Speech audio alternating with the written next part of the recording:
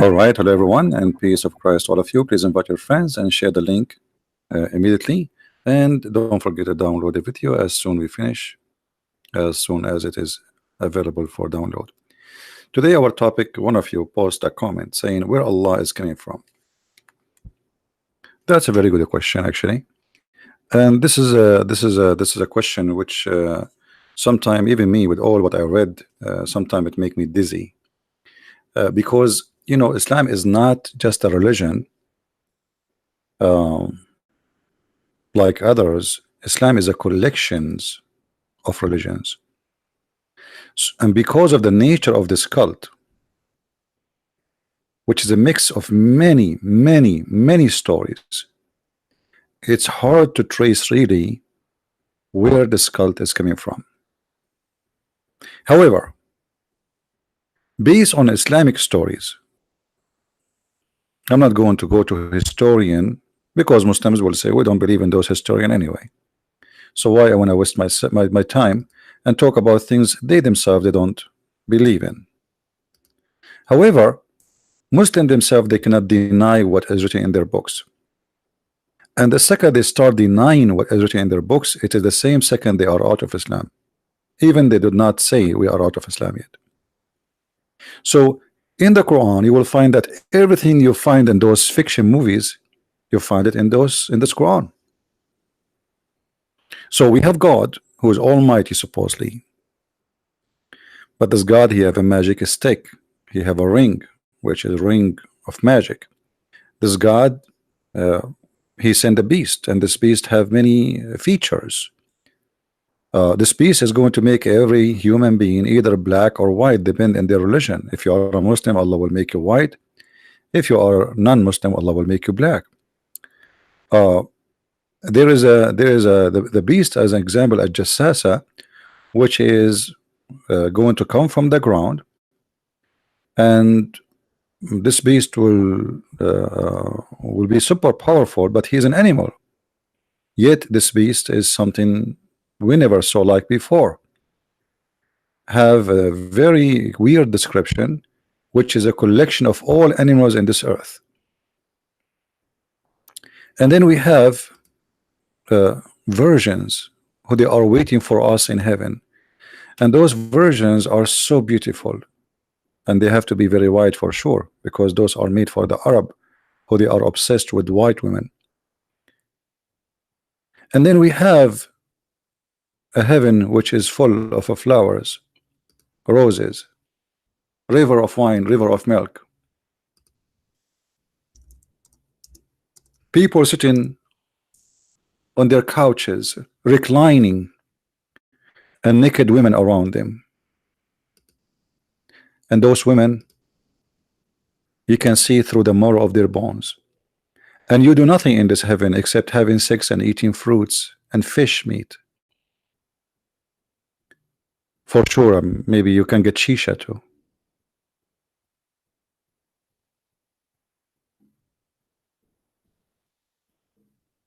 So all those stories make Islam. We cannot take one story and say the rest does not, or it's not Islam. This is Islam. So as an example, where the story, before we ask where Allah is coming from, where is the story of those white women coming from? This is coming from Persia. The Zoroastrian religion, they have the same belief about the whore, and actually it's the same word. And remember, Muhammad, he used to sit for hours and hours with Salman al-Farisi. And the Zoroastrian, they believe too in the bridge. There's a bridge you cross through. And in the book of Zoroastrian is speaking about how the favorite person of God, he took him to heaven, and he showed him all the things Muhammad he saw in his trip to heaven. Except in the story of Muhammad, we have Musa's and we have names which have nothing to do with the Zoroastrian story. So Muhammad, he took the stories from Zoroastrian, he put it in his book or his statement, and he adds some spice. And this is very normal, by the way, for the Arab. We as Arab, like if we tell a story, let us say you tell me, in my way I have an accident, I saw an accident and there's two cars hit. Then I carry the message you told me, and I give it to the third person, and I say, my friend in his way in the highway of etc. he saw 3 cars hit each other. So by the time you receive the news, it's going to be 40 or 50 cars hitting each other. So it's very normal for the Arab to add a spice to stories. It's their nature. And Muhammad always he added spices to stories. A story he carry from someone else, then he add things to it, and he make it his own. Because how I'm going to make it my God, he says that to me, if this is a story which is mentioned before me. If you go in the Quran and we type the word ancient stories, fabulous, fairy tales, which is the word asatir, you will see each time Muhammad he says something, the Arab they say to him, this is fairy tales of people before us, we know them. Look how many. All those verses saying to him, this is nothing but fairy tale stories. I will give you a short one. Do you see it? So each time Muhammad he says something, the Arab are not fooled. They heard those stories before. They say to him, this is the tales of the ancient, fabulous stories. It's fairy tale stories.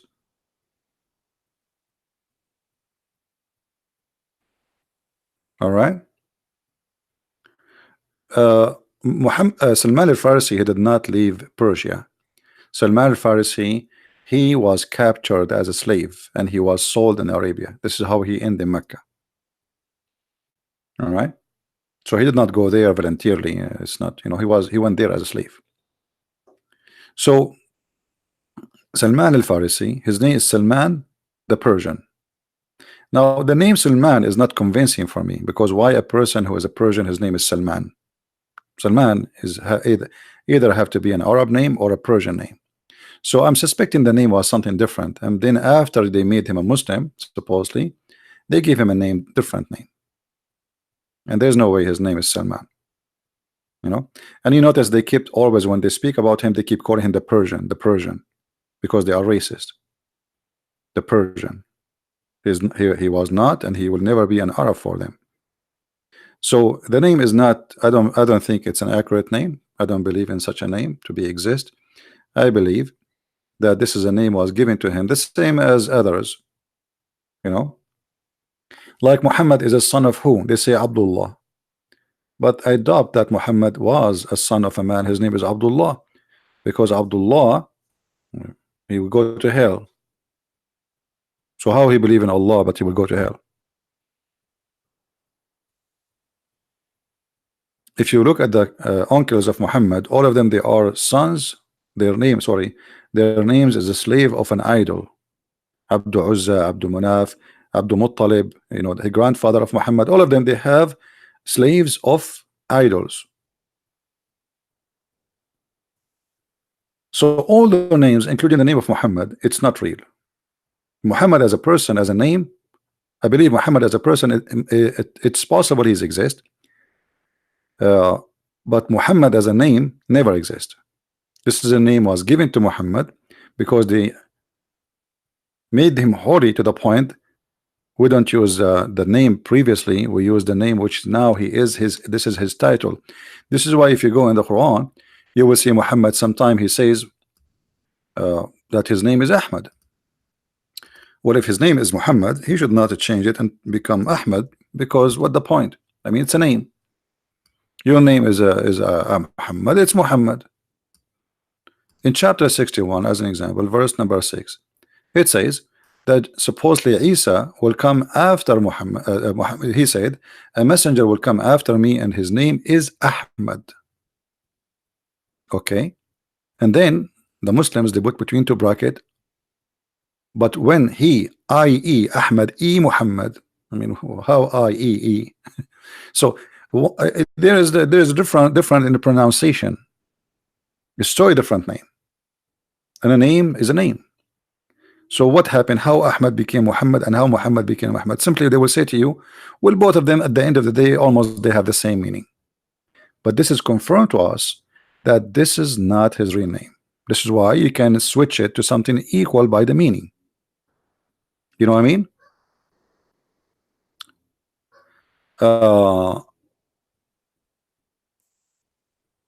And then we notice that Quran come with the new names we never heard of. As an example, Isa became Jesus became Isa, which is the original name is Yeshua or Yeshua. So if you try to search for Isa, we will really get dizzy to find where is this Isa is coming from. Until now, me myself actually I could not confirm like for sure where this is Isa coming from. It just you have to guess. It's just guessing. It's possible that Muhammad he learned the name from a person who speak broken Greek, maybe somebody he learned the name wrong. But Isa, we never heard of Isa. I am an Arab, and in the Middle East we never heard of Isa. We call him in Arabic Yeshua, which is the same word as Yeshua. In Arabic the letter Sheen turn into Sin, so Yeshua is Yeshua, Yeshua is Yeshua.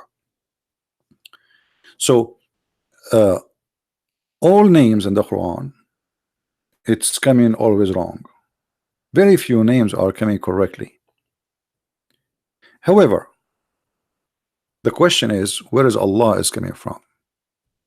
Until now we did not go to check where Allah is coming from. You see, if you go in the first chapter in the Quran, according to Revelation, and this is what I am translating right now, I'm making the Quran according to Revelation, which means according to what Muslims claim, how Muhammad he received revelation. So according to Revelation or order of Revelation, Muhammad he received this.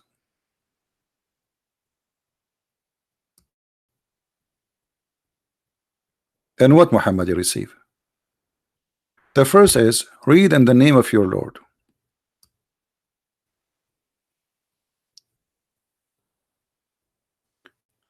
How Muhammad will know which Lord we are talking about? Remember, at that time the Arab and the Muslims agree that the Arab they have many lords, many gods. The Muslim they will say to you, yes, there was many idols, but those are partners with Allah. So Allah is the super boss of all gods. The rest are assistant. This is why if we go in the Quran, you will find the Quran says the word mushrikeen. Okay, what mushrikeen mean? You take partners. Partners with who? With Allah. Which confirm that those who they are Arab, they worship, they are pagan, yes, but they worship Allah. Look what the Quran says in chapter 2, 105.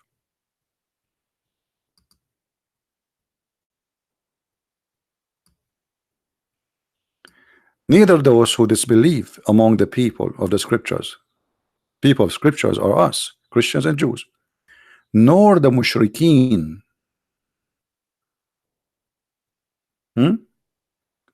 Between two brackets, this is the Muslim translation, the disbelievers in the oneness of Allah. So they believe in Allah, but they take with Allah gods beside him. And here we understand that Muhammad, who supposedly came as a prophet, he is coming from a land which was always for hundreds and hundreds of years worshiping gods beside Allah. Allah is not isolated. Allah is exist as God, but they are sharing gods with the big God. Are we listening? So Allah was exist for the pagan. He is their God, but he is not the only one. Then if we go in the Quran, we will find more weird stories. As an example, Allah has daughters, and the Quran make it clear that yes, the Arab believe that God he have daughters. If we go here, we will find chapter 6 verse 100. Yet they join the jinns. Sorry, my voice is tired. I'm not sure why. The jinn, they join the jinn as partners in worship with Allah. Thought He has created them, and in the top of that, they add to Him. And by the way, here the Arabic is coming very weird. They add to Him. Instead of says, here you see a mistake in the Arabic language. Instead of says وَخَلَقُوا لَهُ, the Quran says وَخَرَقُوا. خَرَقُوا, you see in Arabic when you kharaq is like you have a fabric and you cut through it. This is kharaq. So I believe here the correct word was khalaqu, which means create, not kharaqu.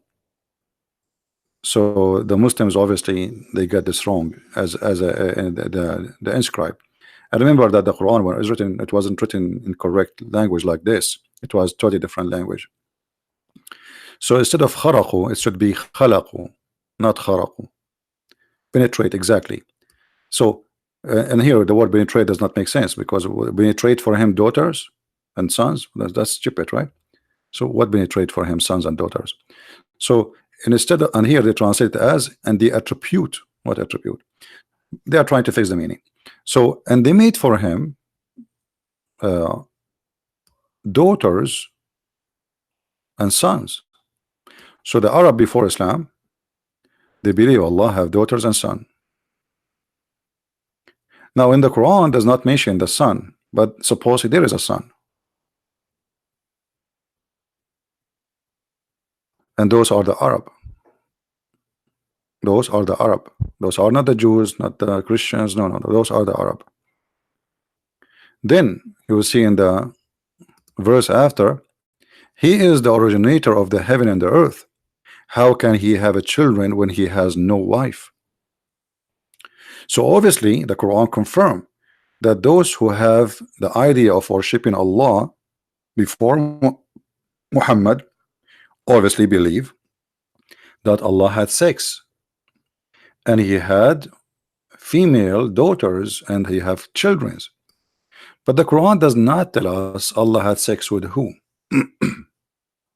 Nowhere in the Quran it says, okay, fine, they believe that He have daughters, but who is the wife? In order to understand that more, the God of Islam is the God of the desert, which means He is the God which people of the desert they favor. You see, if you live in Alaska, what do you miss? Like me, where I live, I miss the sun. Actually, until a week ago, it was very cold. So what we miss the sun. People of the desert, they don't miss the sun. The sun is their enemy, because the sun is the one who killed their grass, make their water disappear. Sun bring death. It's a desert, as simple as that. The nice one, which the Arab they like, is the moon. Cool, nice, no heat. This is the time when they can sit outside and they suffer from nothing. They can sleep easy. There, even in daytime, if you go inside your tent, you are burning. It's extremely hot. So the Arab, they always favor the god of the moon. Now, Muslim, they will say to you, actually, I heard a guy who's supposedly a Christian minister, supposedly he's smart. He said, well, how somebody says that Allah is the moon god, and the Quran said, don't worship the moon, right? That doesn't make sense. So you are saying that their God is the moon god, and the Quran saying don't worship the moon. The Quran says that Allah is the one who created the moon, and you say don't, their God is the moon god. So obviously the one who tried to answer this, he do not know that the moon god is not the moon. The moon god is not the moon. Every plant or a planet, sorry, have a god in control of him. So the god of the moon, not necessarily the moon.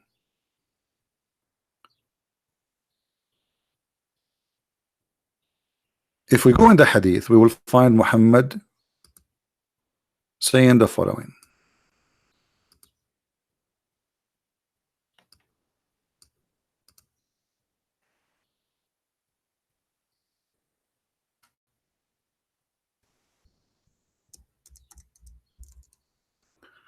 When the sun rise, what happened in this website?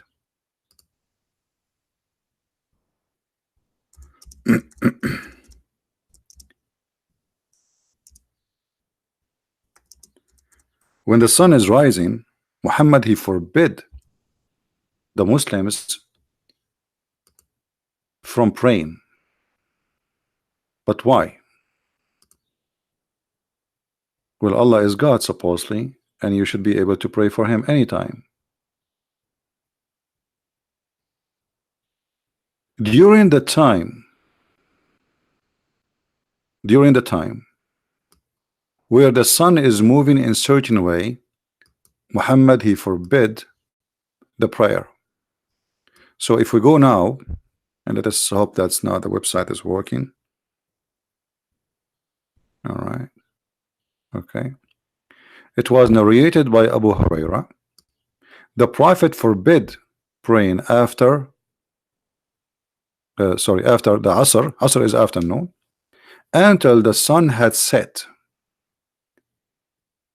and after the Subh until the sun risen. Why?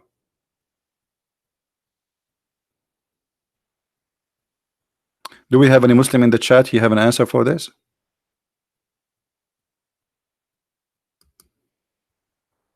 What is the reason?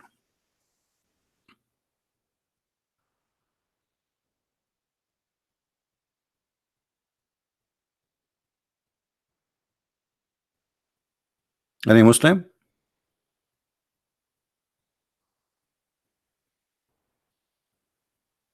You see, you can pray, but not in this time. Why?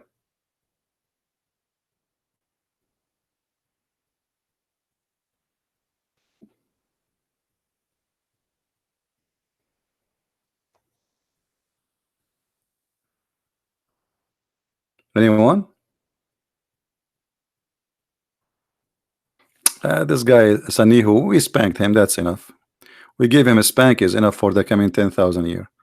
He can make 1,000 video to respond to me. If he is a man, let him call me. He's a potato. He's speaking English. He have no excuse. Right? Why don't call me? Let us see. Here we understand that the sun and the prayer of Muhammad have a problem. When the sun is in the move in a certain place, you don't pray. When the sun set, when the sun rise. Muhammad, he gave different explanation and different hadith, and by the way, all of those are sahih, so Muslims cannot say this is not accepted. All right, they cannot say this is weak, this is not true. Right? In different hadith, Muhammad, he makes it more clear for us. He have a problem with this God. This God, or the God of Muhammad, he have a problem with the God who is in control of the sun. The sun, it rise from between the two horns of Shaitan.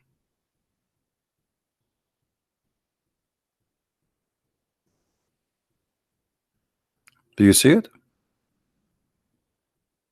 So Muhammad saying pray in such a time and such a time, but don't ever pray.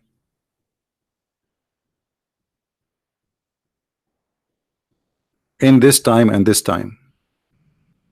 Why?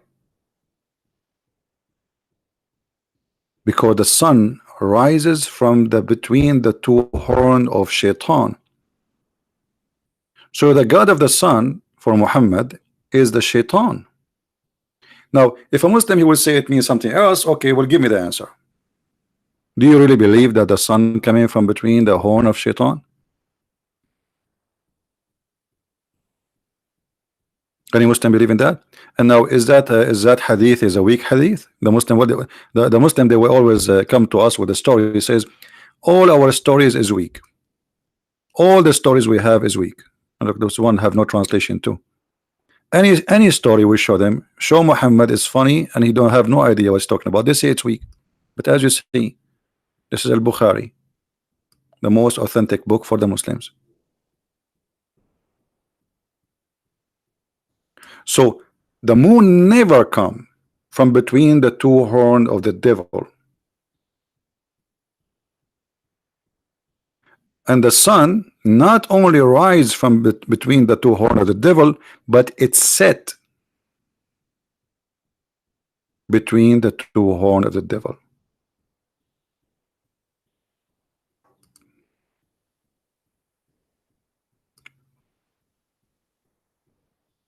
It rises from between the two horns of the devil, and it's set between the two horns of the devil. So who is the devil for Muhammad? The sun god. There's a competition between the sun god and the moon god.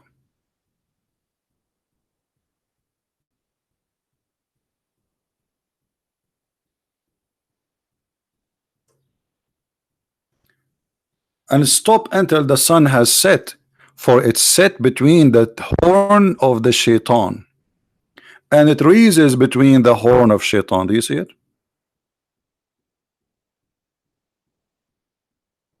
And that all is coming from mythology. Everyone he have a mythology he is copying from somewhere. So the mythology is saying, or all the ancient stories, that the moon, because he's cool, because he's nice, because he don't kill us, we are people of the desert, he don't bring death. So the sun for the people of the desert present the evil. It brings nothing but destruction, harm, thirst, death. Their cattle die, their grass go, their water disappear. That is the sun. So the sun, for sure, the one who sent the sun, or in control of the sun, he is the devil. And the devil here is the god of the, he's not necessarily the word you know, like the devil as we know. He is whoever in control of the sun. So always the devil, he sent the sun from between his two horns, because obviously he is in control. She is the crown head, or the head, the crown of the devil. What about the moon? If there is any instruction, Muhammad, he asked the Muslims, if you want, you can pray all the night if you want. This is why you see that Allah, he come down in the third part of the night, not during the day. Do you remember?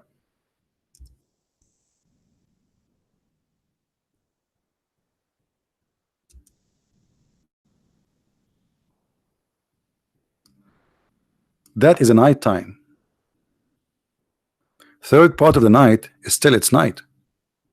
So the God of the moon, he is listening to you as long it is night.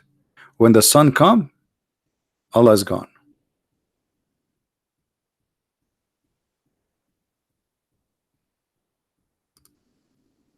So it's forbidding for us to pray during the sunrise, the sunset, because this is the God of the sun there. He is, Allah is not there. Why you want to pray?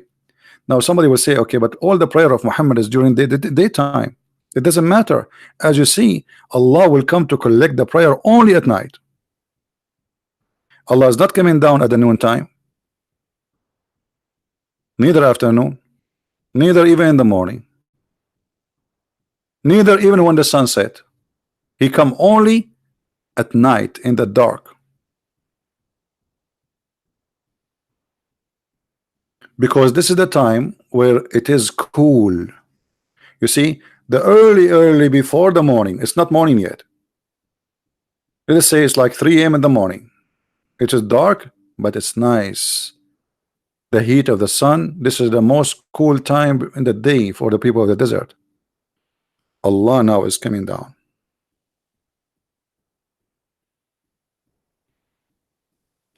Any Muslim who don't agree?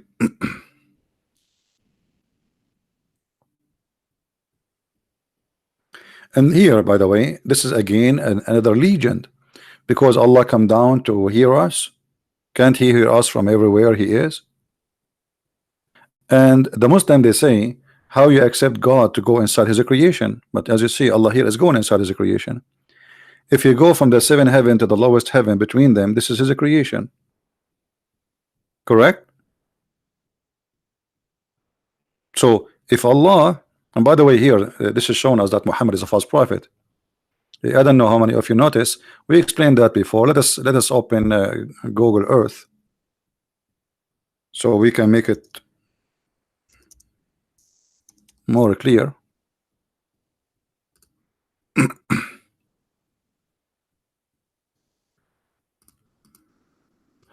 Google Earth.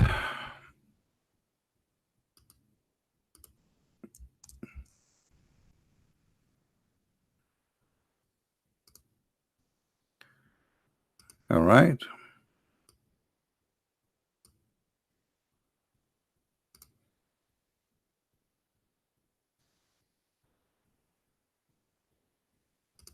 It's launching, taking time. All right.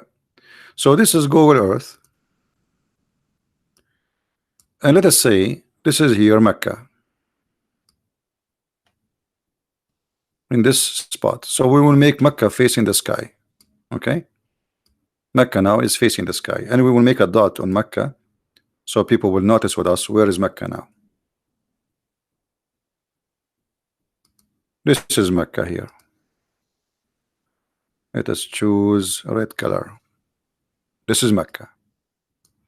So Muhammad said that Allah in the 3rd part of the night, every night, He come down from this point, which is supposedly the 7th heaven, and then He come down to the lowest heaven. So if we say the lowest heaven is here, if we say this is the lowest heaven, heaven number 1, then there's heaven number 2,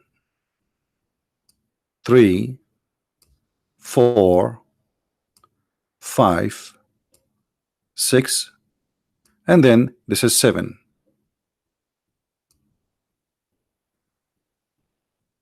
So Allah supposedly is located here. And then Allah is going to go down from the heaven 7, and He will stop in the lower heaven, which is heaven number 1. So Allah will end specifically in this location here, going down. This is His limit. But in order for Allah to go down, He have to go through heaven number 7, heaven number 6, 5, 4, 3, 2, and then He stop at heaven number 1. That's mean Allah is going and is swimming inside His creation, and that contradict all the stories Muslim. They say that Allah cannot be inside His creation. Same time, going back to our point, Allah come only at the night to receive your prayer. Allah is the Almighty God supposedly, and He is all-knowing. But as you see, Allah is not knowing about your prayer unless you go from point A to point B. Point A is in the top, point B is down in the bottom. And then when Muhammad said that Allah come down every 3rd part of the night, obviously Muhammad, he been taught, as he claimed by God, which is Allah supposedly, that the earth is flat, because the only way to accept such a false teaching, if the whole earth have one time. So if it is here in Mecca now 11 o'clock at night, That means it should be 11 o'clock p.m. all over the earth.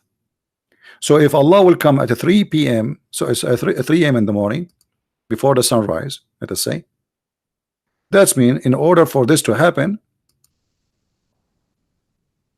every day he come, that means 3 a.m.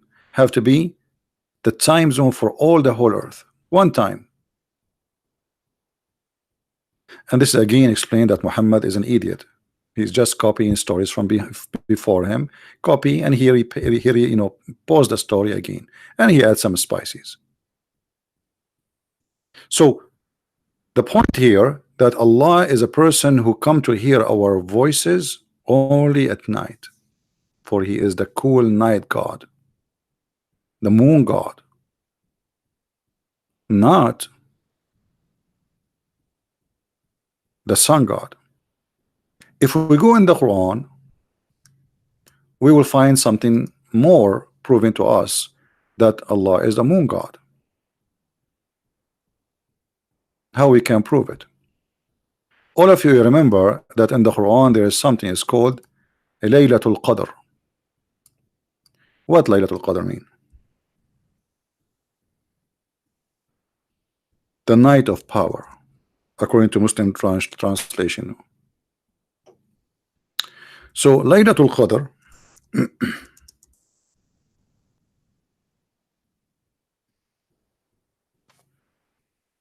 chapter 97, chapter 1, 2, 3 keep speaking about this night. Okay, what happened in this night? In this night Muhammad received the Quran. Question: why the Quran come at night is not coming at daytime?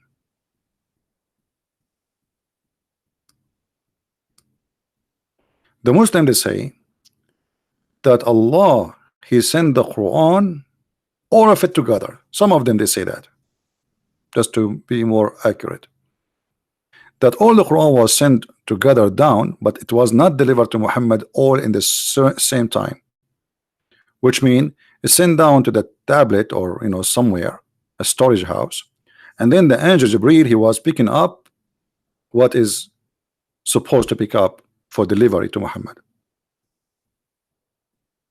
But all the Quran came down in the night of power. Why in the night of power? Why does God not only praising the night, he is saying that night is equal to 83 years of a prayer.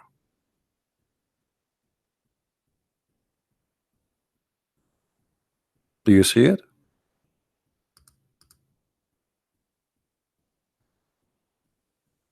The night time is the favorite time for Allah to come down. It's the favorite time to send his holy book.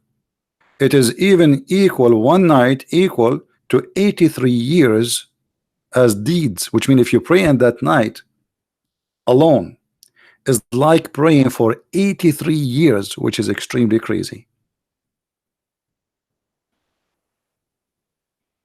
Crazy and stupid. So when Muhammad he says such a thing, and he claimed that at the night it's where the angel descend and the spirit of Allah descend. So even the spirit of Allah they do their business at night time.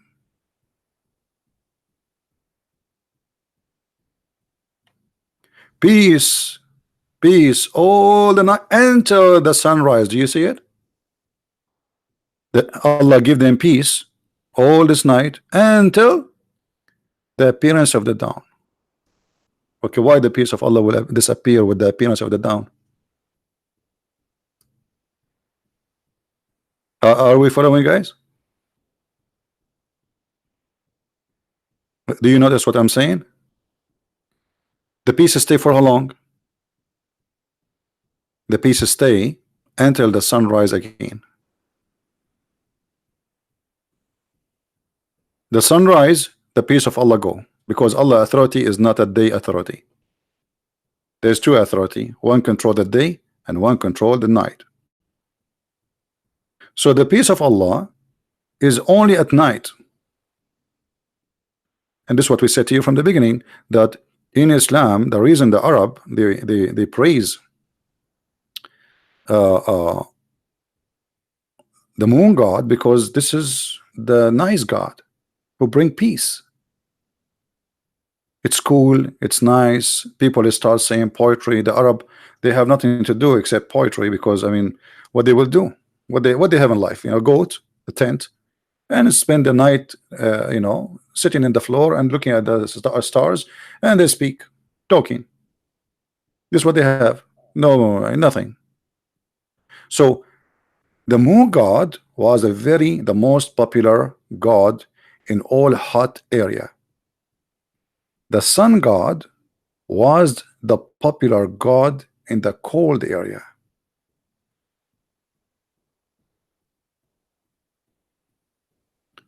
What is the source? This is the Quran. You see, I brought no source from outside until now, correct? Because if I bring other source from history books, the Muslims, they say we don't believe in them anyway. So I don't waste my time. All my explanation is based in what is written in front of us from Islamic translation, their Quran and their Hadith. No, in Egypt, no, in Egypt, my friend, it's not about because the sun God is not, no. In Egypt, they have a different understanding for the sun. In Egypt, they have that the power, like the sun is the power. So while the Arab were seeking the peacetime of the cool night, because Egypt is not totally desert.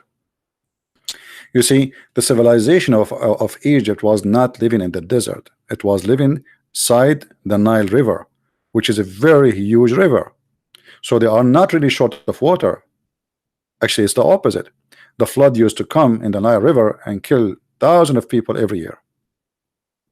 So Egypt is a different story, because this is not really a total desert land. Yes, the land in majority it's a desert, but who live there anyway? People live beside the river of the Nile River. Right? So those are farmers. They are farming people. They do farming. This is how they live in Egypt. The desert people, they are not farming people. The grass grow by itself. There's no source of water like rivers or even lakes. So they have from time to time spring of water. Here it come, disappear, depend in the rain. And they move from place to place. This is why they are called Bedouin. The Bedouin is coming from the word Bedu, which is coming from the Aramaic. So people who live in the desert, they have different, let us say, mentality and different request. You see, if you are a poor person, and then suddenly, let us say, let's make a fiction story. Suddenly, something happened to you, and somebody asks you, make a wish, because you are poor. I mean, okay, your maximum wish, okay, buy me a TV.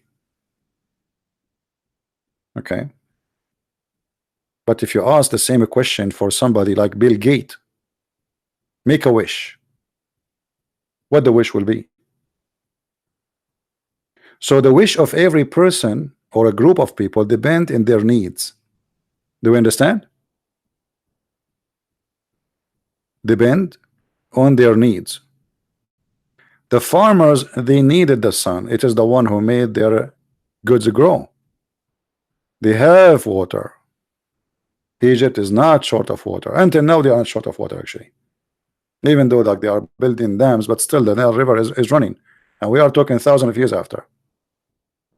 So we need to understand the mentality and the needs in order to go beyond.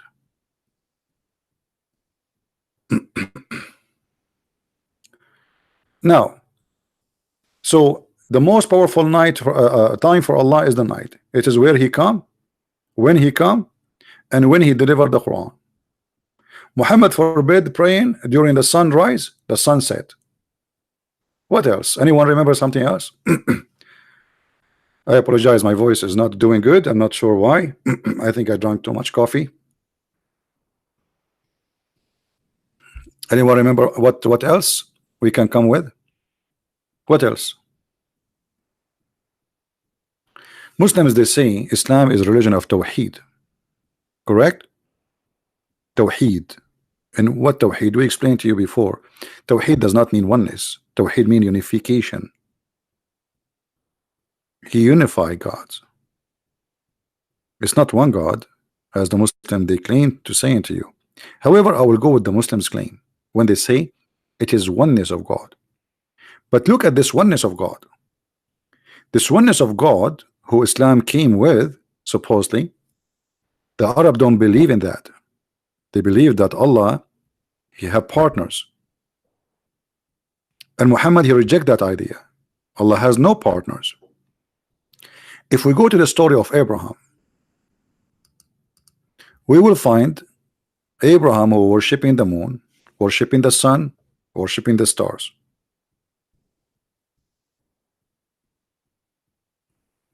When Abraham he prayed to the sun, what he said?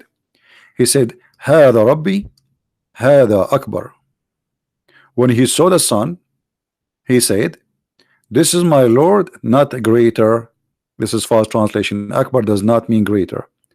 This is my Lord. This is Akbar.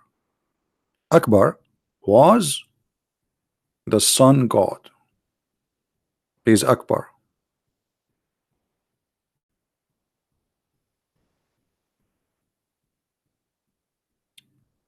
An idol who is big, huge, the biggest, they call him Akbar.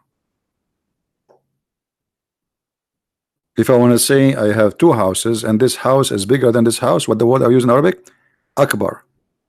It's not a greater, because a greater can be many things. Can be greater in the furniture, can be greater in many things, but not necessarily bigger. Akbar necessarily is about size, especially we are talking about items.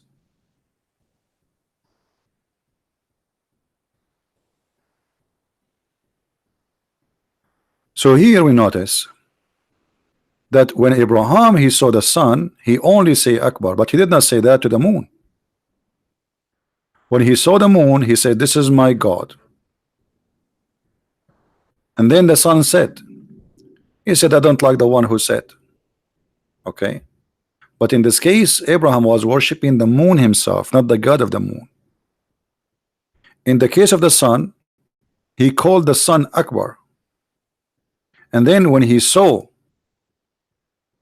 planets in the sky, one of them, we do not know which one, he said, "This is my God and this is Akbar."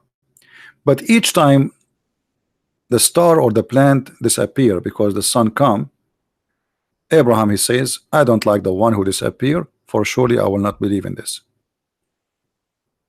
And then Allah supposedly suddenly appear in the story of Abraham, but it doesn't say that how he appeared to him, because suddenly Abraham he says, "I believe in Allah." Okay, how a person who believe, how Abraham in Islam became knowing about Allah? Who introduced Allah to Abraham?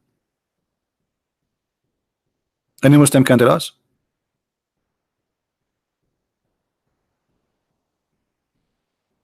Who introduced Allah to Abraham? Okay, Abraham he was worshiping the moon, the stars, the sun, and then how he was able to know about Allah? Suddenly, and then he says here, "I turn my face to the sky."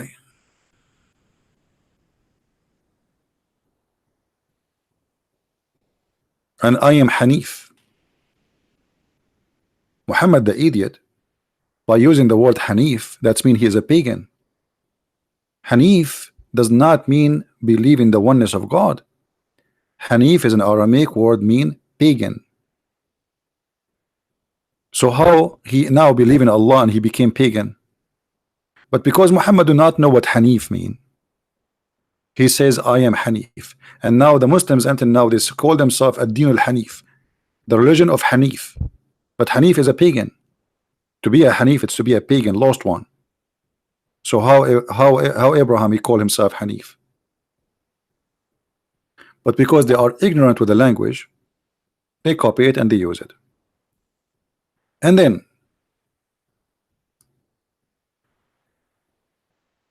after Abraham, he called the son Akbar, and then he suddenly he decided to worship Allah.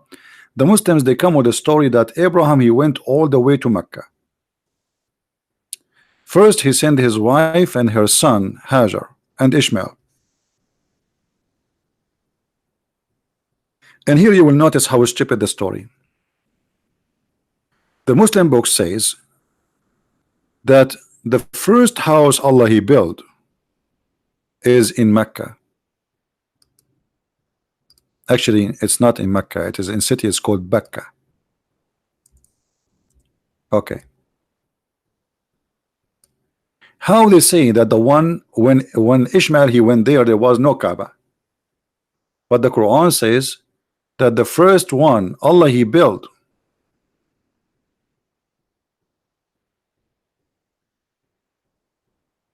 it was the house in Becca. The Muslim, they say Becca is the same as Mecca, but absolutely this is not true, because neither Mecca neither Becca are the name of the city of Mecca. You see, there's a temple we showed you before, it's called the temple of Al-Maqqa. The Yemeni people, the letter Ka, they come with it Qa, so Maqqa, not Mecca, Baqqa. So they switch letters. You remember the Muslim, they say to you the Quran came in 7 dialect. Here we go. So Makkah is a temple which is the temple of the moon god, not Mecca, the one we know now. It is the Makkah in Yemen. If we go and we do a little search,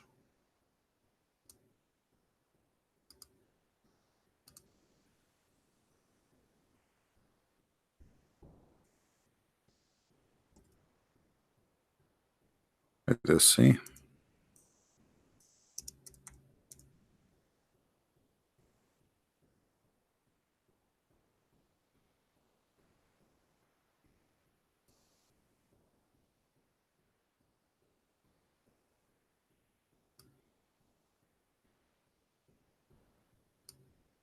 You can search even in Wikipedia. Wikipedia is not a trustworthy information, but it's okay. You can search it just to show you how you can search it. God of Al-Makkah. You see Al-Makkah. Here we notice the connection between the moon god, the Makkah, and the Sabian. The Sabian, they claim they are the one who built this temple. The Sabian, they claim that even the Pharaoh, he was a Sabian too. This is why the Sabian, they call the God of the Jews Adonai. He is the devil. Why? Because he killed the Pharaoh soldiers. So they hate him. So it is Al-Makkah. We told you before that Al mean what? God.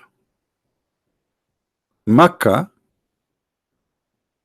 is the God of the location or the place. So Rabbul Makkah, the Lord of the Makkah, Al-Makkah, Al-Makkah, Al-Bakka.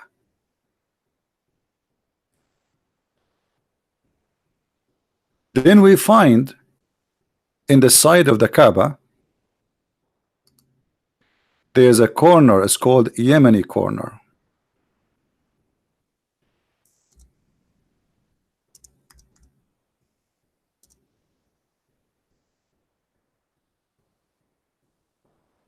Yemeni corner. Okay, what this corner is about?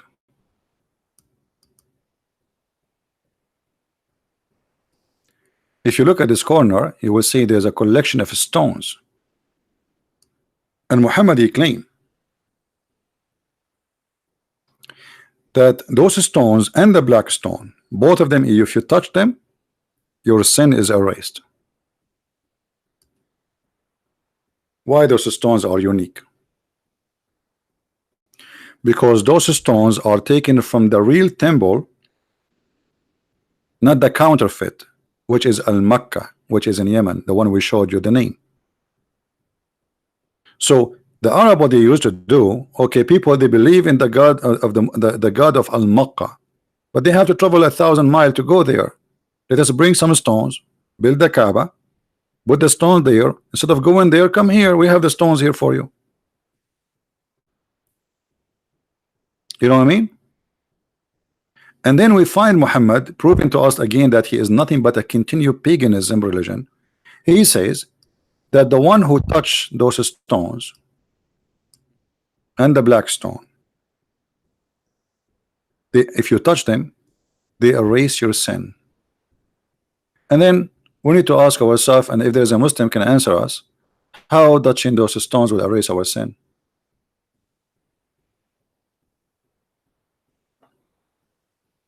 This is again proving that Islam is nothing but a collection of cults. It's a continue of paganism. And then we find that Muhammad, he kissed the black stone and he believed it is a holy stone. But not all the Muslims believe in Muhammad behavior. But Muhammad, because he is a crazy person, willing to compromise with anyone just to make him believe, he kissed the black stone. The Arab like it. What I can do? The Arab like the Kaaba. We will keep the Kaaba. Suddenly Muhammad, he switched from praying to Jerusalem, praying to the Kaaba. What happened? Why all this time Muhammad was praying to Jerusalem? Because he was trying to convince the Jews that he is a prophet, the same as Moses. The Jews did not believe him. The Christians don't believe him. Okay, now we switch. Who need you anyway? I give up. Now we go back to our roots. We go back to the Kaaba.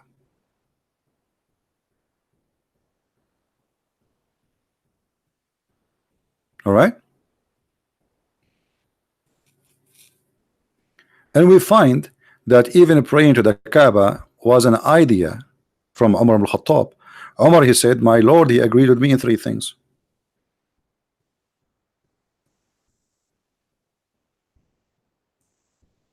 Okay, what Allah agree with you?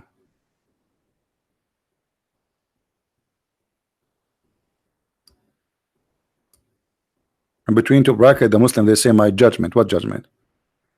Umar said, let us make the Kaaba a location of direction to pray. Allah, he take the sentence as Umar he said, and he make it a verse. Umar he said, let us make hijab. Women wear hijab. Allah, he take it, he make hijab. Same as, actually there's many cases, not only 3. Some they say there's 10 cases, some they say even more, 15. We do not know. So my Lord agreed with me. Who is Umar that Allah he agree with him? Here you see Muhammad, the false prophet, he is copying ideas he like. He adopted and then he claimed Allah is the one, he made it. But look, even the Muslim books, they could not hide the truth. Look what Umar here is saying. So I said to Allah, a prophet, it may be he, the prophet, divorce you all, that and that his all that is, this is his Lord.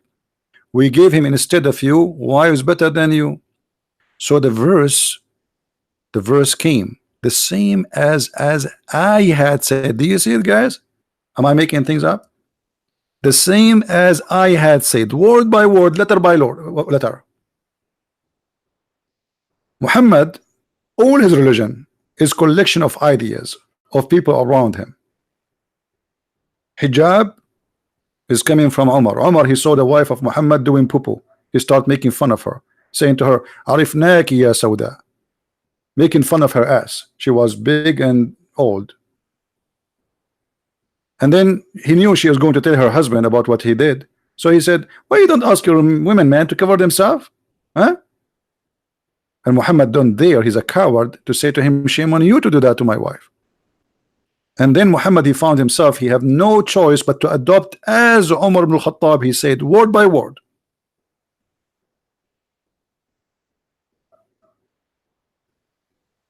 And here we need to ask ourselves, did Allah inspire Umar? Actually, Muhammad, he says, if there is a prophet shall come after me, it should be Umar. You believe it? Because obviously Umar, he noticed that Muhammad is a scam. I am the one who said that. You take it, you put it in the Quran. He noticed it right away. That's why he says, my Lord agree with me. Do you see it? He's not stupid. He is the one who said those things. And he noticed he says something, Muhammad, he make it Quran. He go to Muhammad, he says something in the morning, Muhammad, he says, Allah, he give me this. Like, I am the one who said that to you. Just yesterday.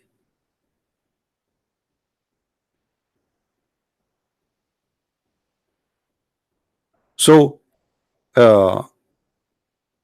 Omar, he is not stupid, he noticed. And Muhammad, in order to bribe Omar, he starts saying good things about Omar. If there's a prophet, there will be after me, it should be Omar. Because he agreed, he must be a prophet too. How he can shut him up?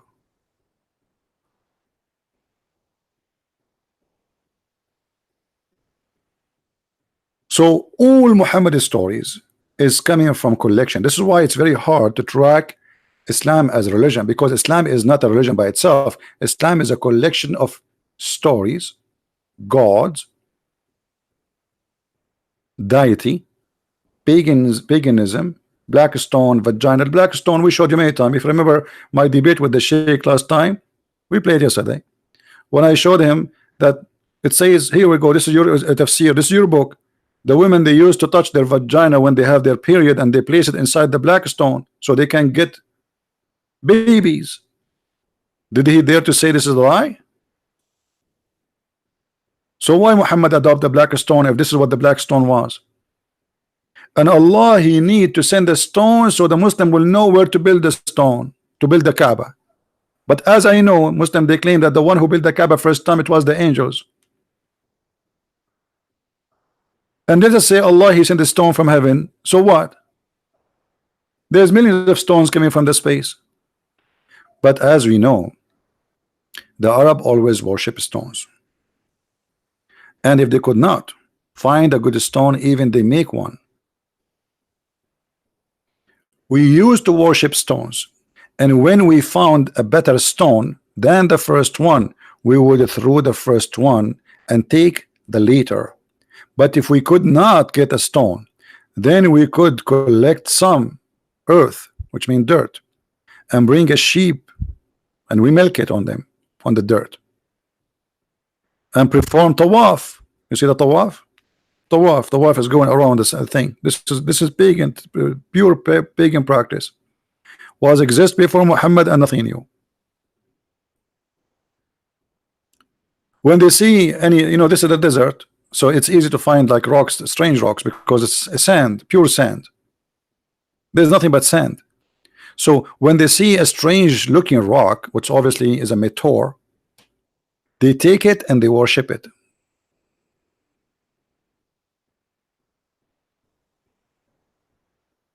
And anytime they find something better,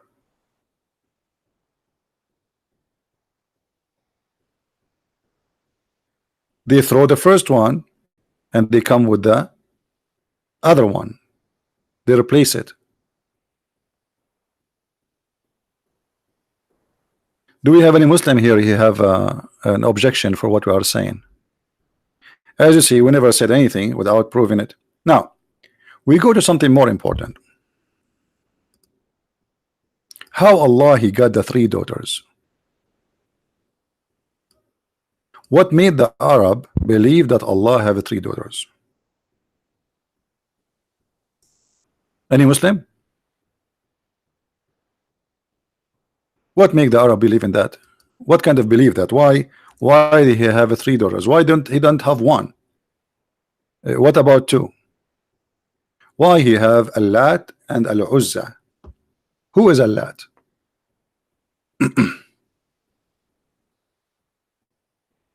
Sometimes I try not to go in details because it's too much, and maybe some of us cannot handle too much information. Al-Lat is, as all words are not, those are not Arabic words, have nothing to do with the Arab. Arab are following religions, they are not making religion. They add things, they have them some fabrication, yes, but they are followers. Al-Lat, it's coming from the Babylon land, and the origin of it is Al-Latu. Al-Latu, and Al-Latu mean the goddess, female god. So this is not the name really. This is not the name. El El by itself is a word meaning God. El Latu, God Latu. But Latu here present another God. There was a God who controls supposedly the lower world. There's lower world, there's higher world. So this God who controlled the lower world, and she is a female who have wings, and she wear a crown which is having like two horns. Let me see if I can find a picture.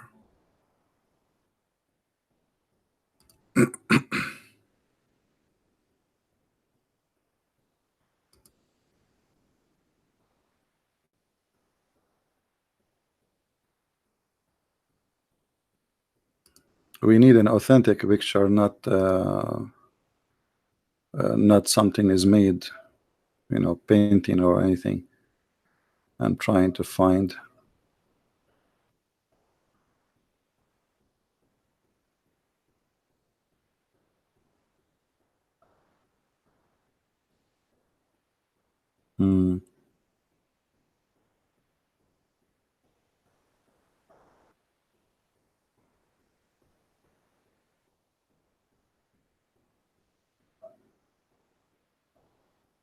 Anyway, the only picture I have now is this, but there's there's other one. This is like contain the three together, supposedly.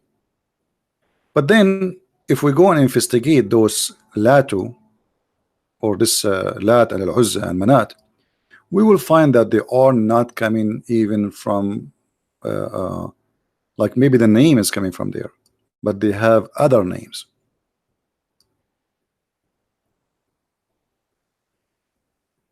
All the European and the Mediterranean, they used to worship almost like same gods, but the name changed depend in the location, depend on the language.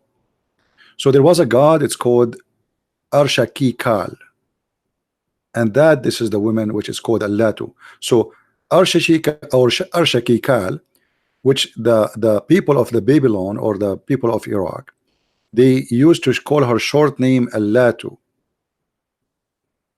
was the god who is in control of bad things can happen to us. And she used to have a minister, and this minister he was connection between her and the higher gods, because the reason she was God sent down to the ground, because simply she was kind of punished, she did something bad, but she is God is still.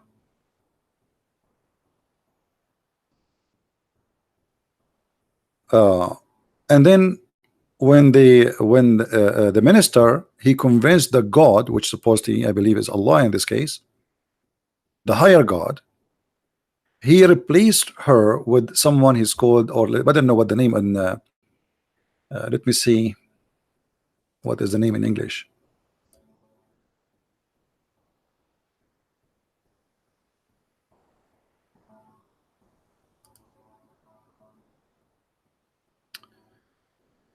Do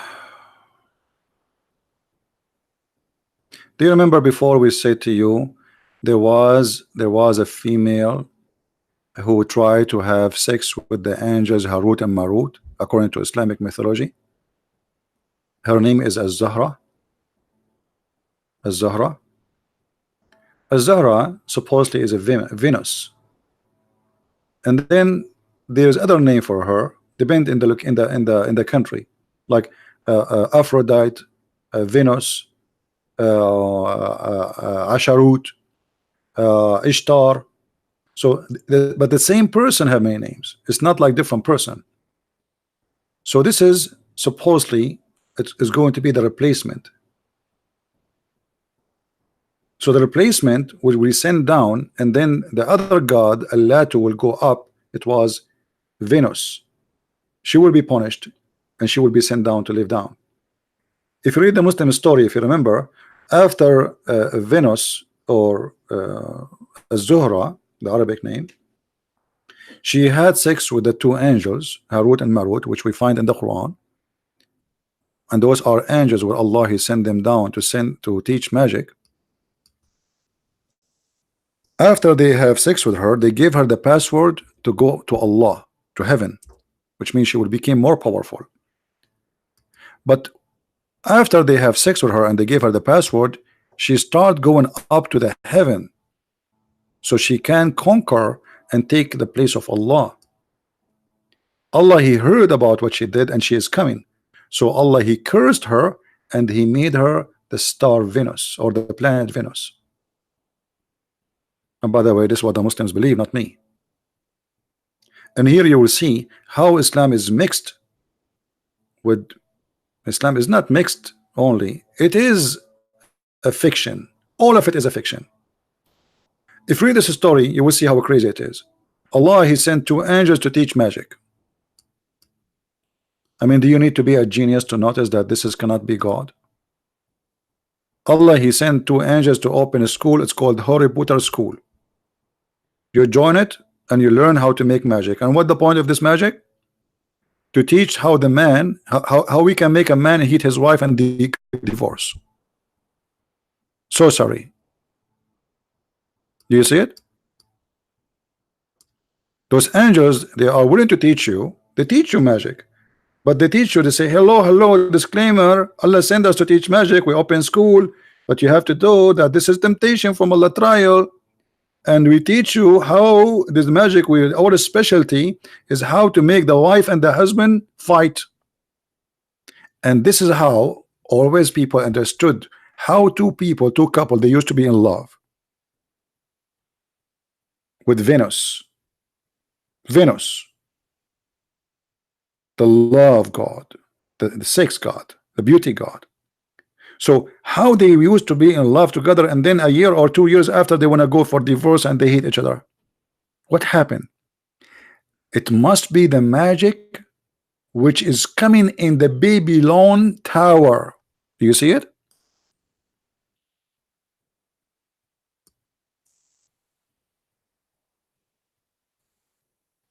Do you see it, people?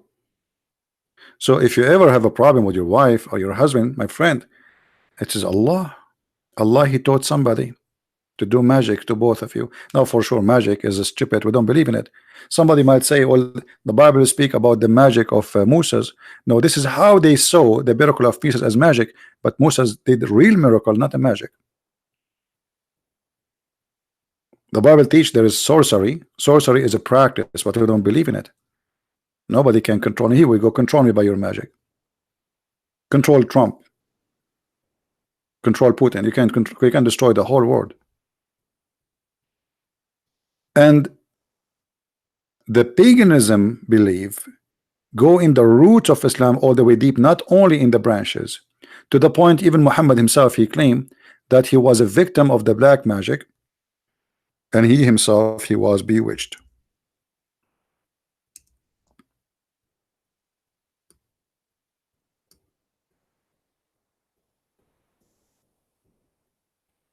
So Muhammad, in order to explain why he do stupid things, which he cannot explain, he cannot give excuse to it.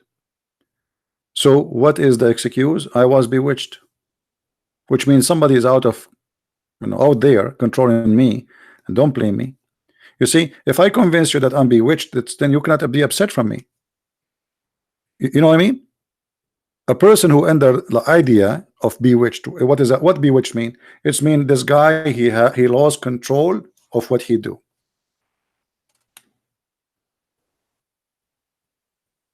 Which mean you are saying he is not really he is a victim himself. He is not a criminal. So he do things he have nothing to do with it. He was bewitched. And always the pagan, they believe in the bewitching to explain something they cannot explain. If someone, especially if someone, sometimes he act normally and sometimes he acts stupid or crazy, how they can explain that? So their knowledge is limited, Like somebody, he have two different personality. Schizophrenia, right? They call it schizophrenic. So how we can explain that he said something now and then later he deny he said it or he did it? We say he was bewitched. And Muhammad, he used the mythology of the Arab for his purpose always. And now he is using the mythology of the Arab who believe in the bewitching to protect himself from a bad behavior he do. So don't blame me. And then he come with a story that somebody took some hair of him and Allah he sent two angels and they cut like they put him in the table, as you see the story here, three angels, because Muhammad bewitching became so horrible to the point he can imagine himself having sex, but in fact he was not having sex with the wife. It was maybe the goat or maybe the pillow. So Allah he sent the three angels and they will discover what the problem with this guy. So you will see here Muhammad in the story here, he fabricated a new story saying the prophet continued for such and such a period, imagining that he had slept sexual intercourse with his wife, but in fact he did not. Okay, hold on. How we can trust Muhammad that he was seeing angels? Maybe he was imagining too. Even this guy, even his sex is not real. Even his sex is fiction. As long as you admitting that his sex was not real, he imagined. Okay, what is the guarantee? How many times during this time when he was suffering from these issues, we do not know for how long, he said things that Allah gave him. Let us say Muhammad was suffering from such a problem for a short time, but doesn't matter, he's a prophet. People come and ask him questions about what to do, what not to do.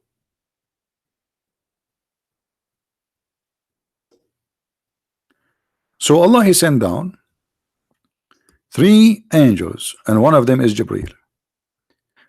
One of the angels says to Jibreel, what's wrong with this man? So Muhammad he admit something wrong with him. Correct? What the story guys saying, not me. The story is saying that one of the angels asked the other angel, what's wrong with this man? So they are coming for a rescue because there is something wrong.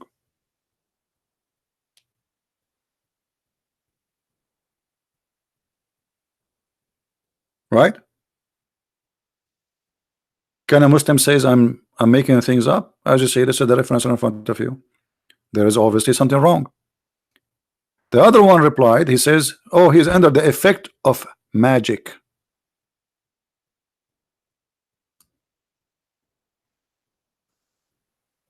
And then they, etc. Somebody took some hair from him, he stuck it into blah blah blah blah, and he hid it somewhere, blah blah blah blah. I mean, it's a stupid story. The story alone here is enough to prove to us that Muhammad is nothing but a liar. He can choose between he's mentally ill, as you see, he's imagining things. How we know that even this story here is nothing but imagining too? Let us say I'm a Muslim, God forbid, and now I see this story, and you are saying to me the story itself saying that the prophet he imagined he did something or he saw something, but in fact he did not. How I can trust that this story itself is nothing but imagination? You guys, do you understand what I'm saying? Are we following? The story itself saying to us that this guy imagined. Okay, what if this is all his imagination? Even the story where it says Allah he sent him three angels to save him. How stupid this religion is. How I can trust this man after this? This guy, even his sex, have no witness for it. Muhammad, he went to seven heaven, there was nobody saw him.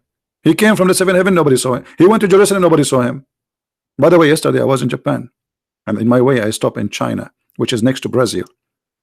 And in Brazil, it was very cold because it's in the North Pole. And then in my way, I stopped in Philippines, which is close to the Argentina. And then in my way, I said to myself, let us buy some shopping in Dubai, because Dubai is right in the middle of city of Mexico. And then I came back, and you asked me, okay, do you have witnesses? I say no witnesses. I mean, who need witnesses with a guy like Muhammad? Who dare even to say, do you have witnesses? No witnesses.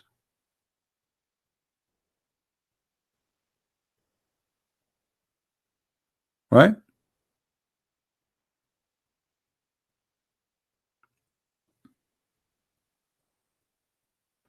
And then we can go and see, like as an example, Muhammad not only he took from the Persian stories, not only from the Sabian story, even the Arab, they used to call him a Sabian.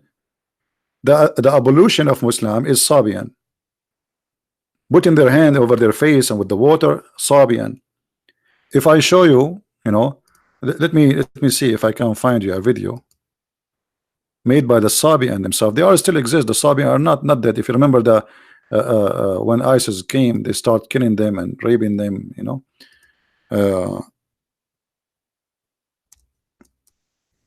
There's a video. It shows you exactly how the Sabian, made by the Sabian, how they do evolution.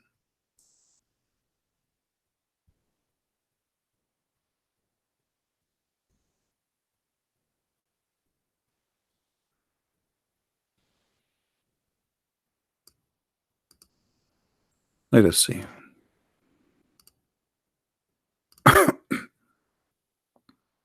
I cannot play the video, so nobody, they don't claim copyright. I don't think they care for copyright, those people, Sabian, but the Muslim play games. Here we go. Let us see where we can find you the Sabian doing evolution.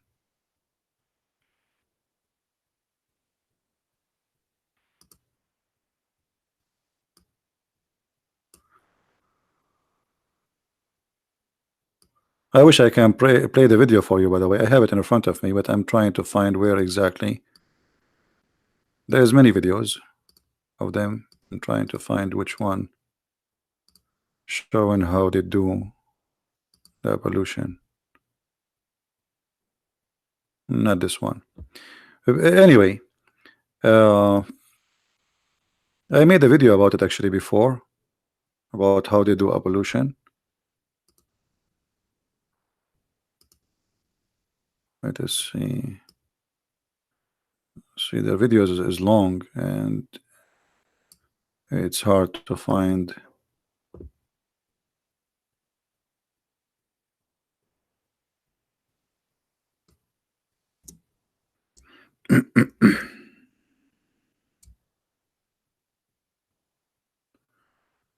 All right, let's see this one.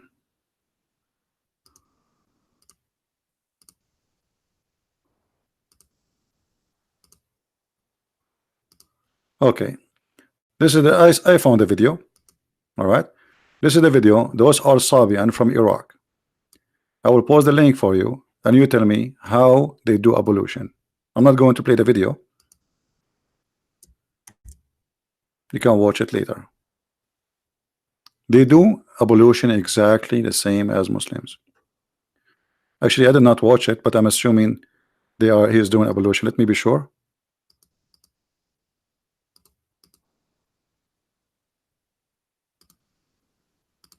Let us see. Yeah, he is doing evolution.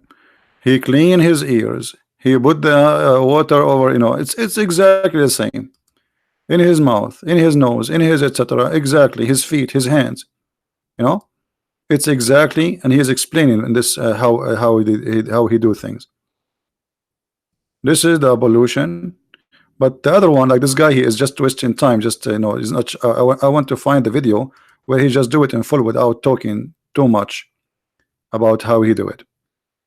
Maybe I can find the other one. The other one is just doing it, and you see, and you can watch any Muslim videos doing evolution, and you will see.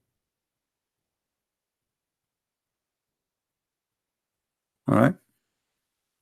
Everything in this cult is coming from somewhere. Ramadan is coming from there. Ramadan.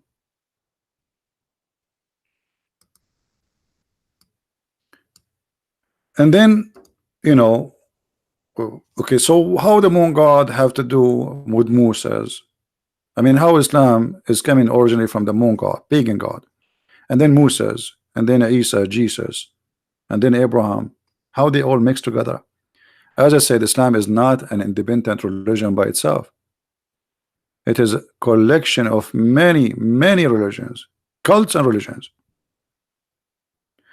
When Muhammad was trying to convince the Jews that he is to accept him, he have to adopt what they accept. So he adopted Abraham. He lived between them. He adopted Moses. You will notice what Muhammad, when he was with the Jews, he did not speak about Isa. He's not a Isa guy. He was Abraham guy, Musa guy. Muhammad don't want to follow anyone except supposedly Musa and Abraham. Isa is rejected by the Jews, or let us say Jesus. So Muhammad, when he was with the Jews, like today I saw in the news, the Muslim minister in England, the minister for internal minister, he went to the Jerusalem and he is wearing a Jewish hat and praying in the Jewish temple wall. What his name?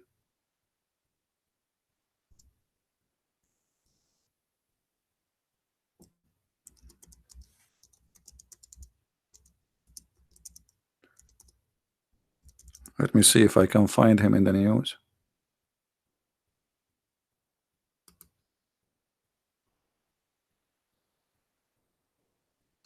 Here we go. Do you see him? This is our Muslim friend. He's wearing a Jewish hat now, and he visited the temple hall, the Temple Mount, and he prayed in front of it. That is Muhammad. This guy now, he want to go in election to have a higher position, so he want to convince everybody that he is not okay. I'm a Muslim, I'm originally from Muslims family, but I don't care. Just make me take the job.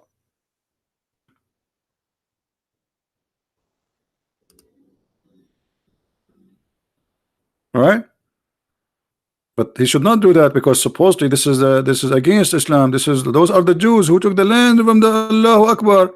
No, he don't care. He wanna get the job. So he go there. He's a Jew now. He's wearing a Jewish hat. He believes in what they believe. They believe that this is their temple, and that's it. Exactly what Obama did. So those kind of people always, they are willing to compromise because they are fake. They are not real. They don't have a decency, or let us say a value they are stuck with. They are willing to compromise easy and just give us the job, whatever the job is. Like sometimes people, they get upset from me for I say things, and they say, if you say that again, I will not donate for you. Don't ever donate for me. I'm not for sale. Take your money and go. We don't compromise. A person who compromises his belief, he have no belief. Either you believe in it or you don't believe in it.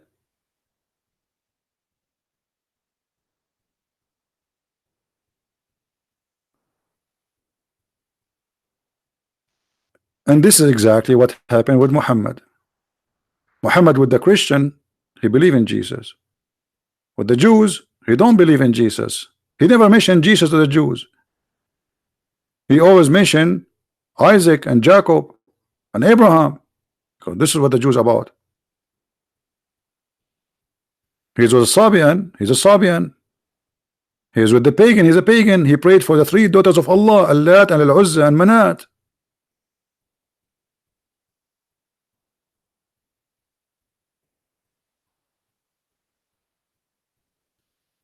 The Arab, they like As-Safa and Al-Marwa, which is supposedly a place where two statues of a male and female were placed there, women and a man who have sex together, and they became rocks. And this is another legend. So Allah, he punished them and he made them two rocks.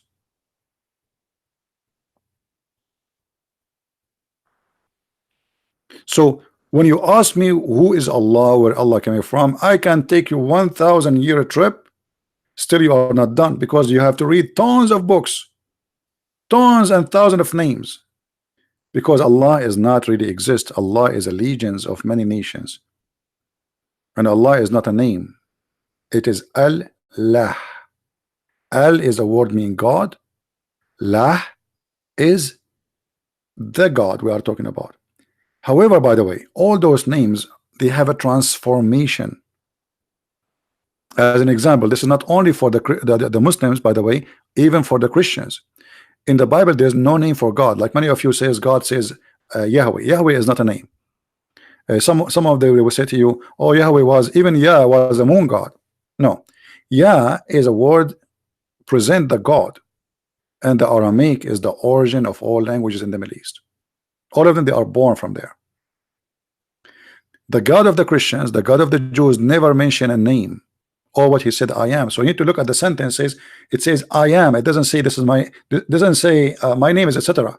It says I am who I am, which means the one exists by himself. So there's no God. Jehovah is not a name. Elohim is not a name. Yahweh is not a name. And the reason there's no name, because our Lord Almighty God, there's no name can contain him, no name can describe him. You see, even Jesus is Emmanuel. It's not a name, it's God with us, but we did not give it a name. You know this? So the Jews always, they avoid in any way, in any mean, to get close to say God has a name, because he is Almighty. How you can give him a name? What name can describe him? So we don't have names. In Islam, Allah become a name for them, even though it was not necessarily a name in the beginning, or let us say for other nations. There's a transformation method. As an example, Israel was Israel. So El, which is present God, not a name of God, any God. Ezra, Yel, but it was Israel. Mikael, Mikaal. Ishmael, Ishmael. So El became Al, or say, sorry, Al became El. So the ancient Hebrew is Al, and the new Hebrew is El, El. But the both words are the same. All right.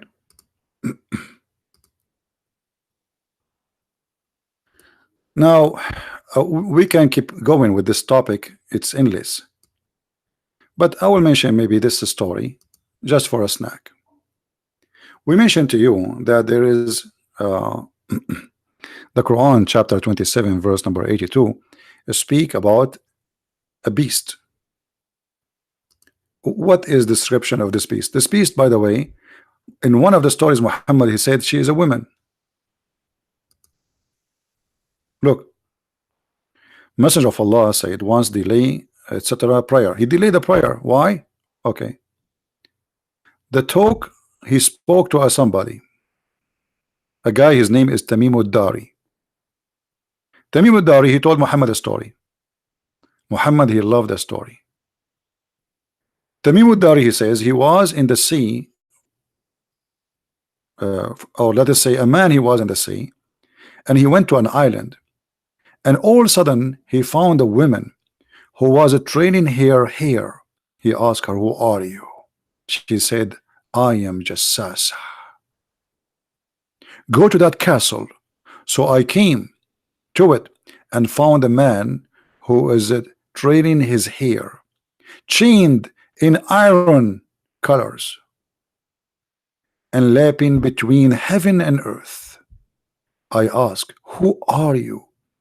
He replied, I am the Dajjal. And by the way, the Muslim, when they put the Antichrist, this is not what it says. Muslims do not believe in Antichrist. The Dajjal is the false Messiah. So look how Muhammad is mixing stories and making stories up. The guy, he told him a story, and Muhammad, he accepted. He took it and he started teaching it. And then, I am the Dajjal. Has the prophet of the illiterate people come forth now? The Dajjal is, he don't have internet, so he don't know what's happening now. I replied, yes. He said, have they obeyed him or disobeyed him? I said, no. They have obeyed him. He said, this is better for them. Hold on. How the guy is the Dajjal, which means a liar, and he liked the idea that people are obeying Muhammad. Even the Dajjal, the liar, the Dajjal, by the way, mean a scam, the scammer, the liar. Even the Dajjal sponsor Muhammad. When a liar he sponsor you, that's mean you're a liar too.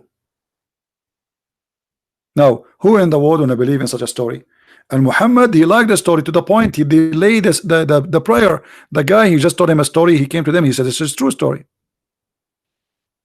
And then Muhammad, he inserted this story in the Quran.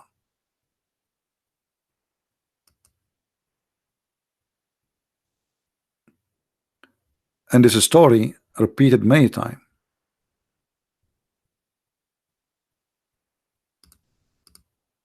Look how long this story here. If I read it for you, it would take us forever. All right. And actually, here in the story, it's like there's a female shaitan too, shaitana. Here, Muhammad, he add more spice to the story. Let us see. We are people from Arabia. We embark upon a boat, but the sea waves had been driving us for a month, and they had brought us near as this island. We got into the sea, in the side boat, and entered this island. And here a beast meet us with the profusely thick hair. Because of the thickness of his hair, his face could not be distinguished from his back. He looked like me, this guy. I mean, I told you, when I go to the swimming pool, they kick me out. They think I'm wearing my clothes. We said, we be to thee, who are you? I said, I am a jassasa. We said, what is a jassasa? And then it said, you go to this very person in the monastery, for he is eagerly waiting for you to know about you. So we came to you in a hot, hasty fearing, and that might be the devil.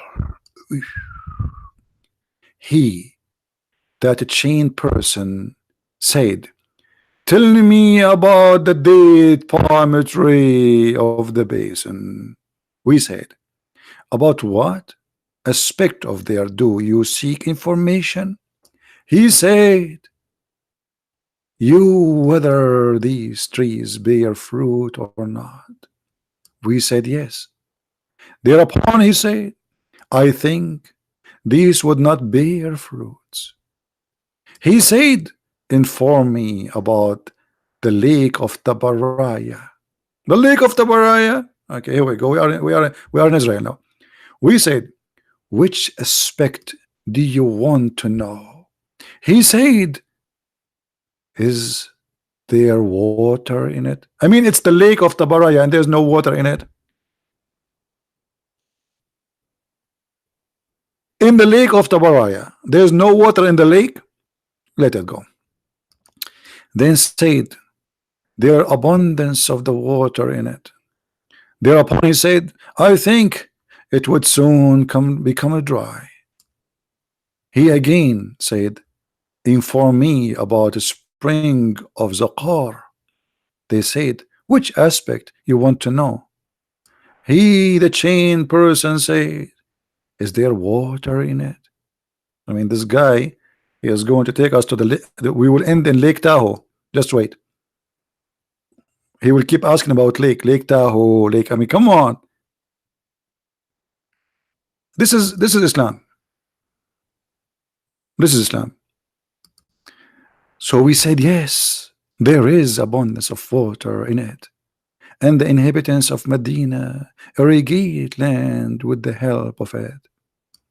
He said, inform me about the illiterate prophet. Here we go. This is the whole story to arrive there. All the fabrication is just to get there. Now finally we are getting about Muhammad. What has he done?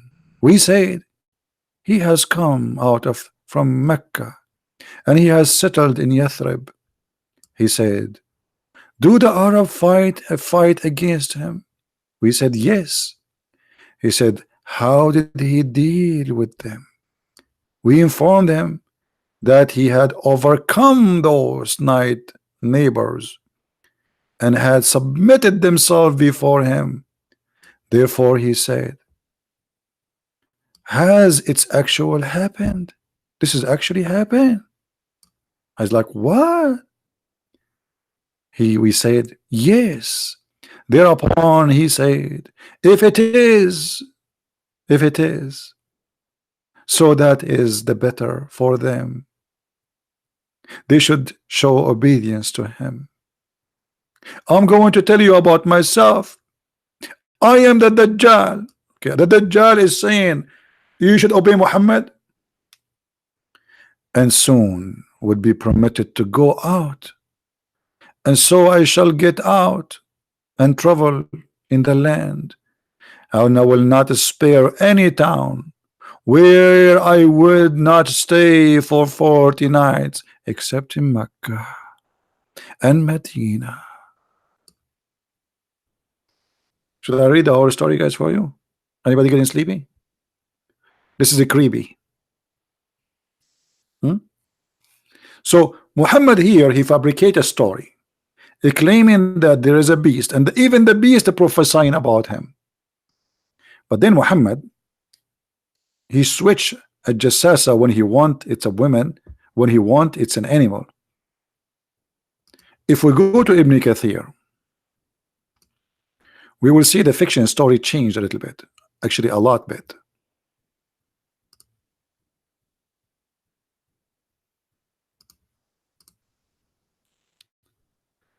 Let us go there, because I want to show you the description of the beast which they were talking about.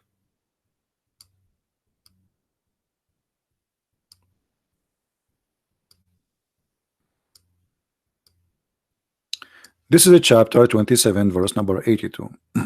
And the same page where it says that Allah will make all Muslims white, very white, and all people who like me black. And finally, I got my wish to come true. I will become black. And then this is the beast. A beast will emerge. This is after, this is the beast. It's going to come. The beast will emerge. But what is the description of this beast? Let us see.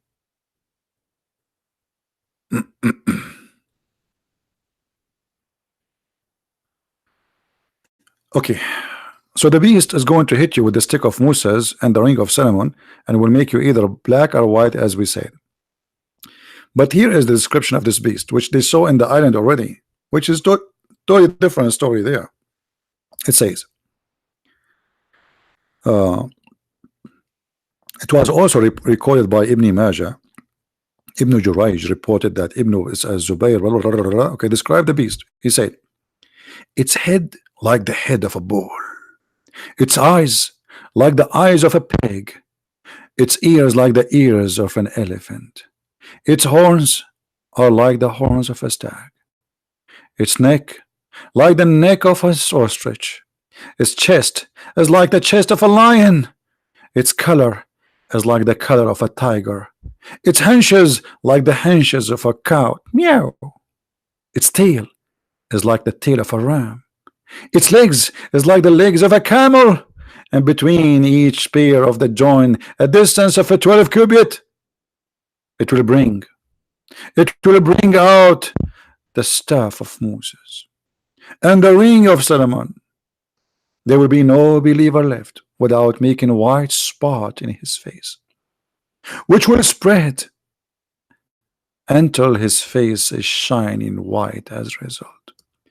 And there will be no disbeliever left without making a black spot in his face, which will spread until his face is black as a result.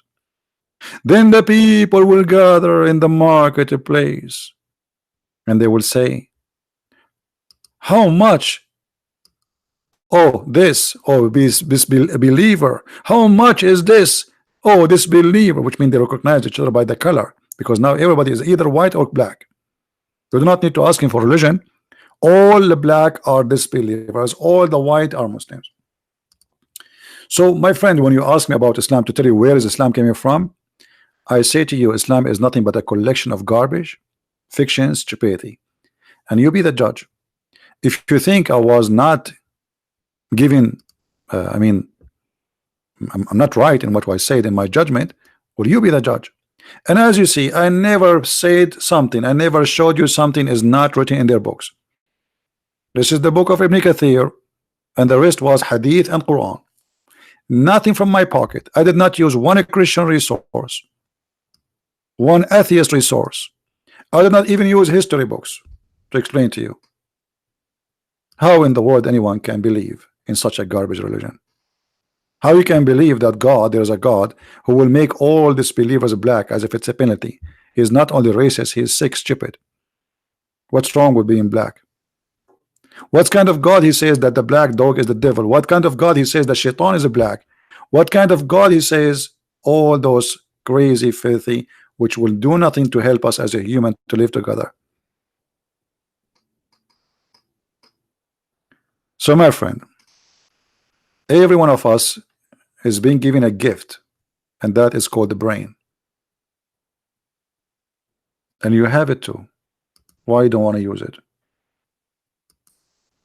What kind of God you want to give me virgins for sex slaves for eternity? What kind of God you will give me 80,000 little boys to serve me for eternity? Child abuse. Even in heaven there is a slavery in Islam, and there's a child abuse and slavery. What kind of God is God? This God make me sick. We have enough problems in this earth. People have cancer, people they have diseases, people dying left and right, and when the top of that, we are cursed by liars who became prophets. This is the curse of mankind, where people are killing each other for the sake of nothing except stupidity. A person who want to commit suicide just to defend the prophet, who is no one except a false man, stupid man. He is not even qualified to work in the post office because he's not trustworthy, and he's a crazy, and he's stupid. How in the world you people end in such an end to believe in such a man, and even you are willing to kill for his sake, even after his death? I want to say thank you guys for being here. Don't forget please to download the video as soon as it is possible. We don't keep possible to download, because as you know, we don't keep the videos in our channel. And may the Lord have mercy on us. Christ is Lord, Islam is false. And to read more and to learn more, feel free to get my books from Amazon.com, Amazon Spain, France, we have it in many languages, German, etc. Thank you. Christ is Lord again, and Islam is nothing but a big fat lie. Take care.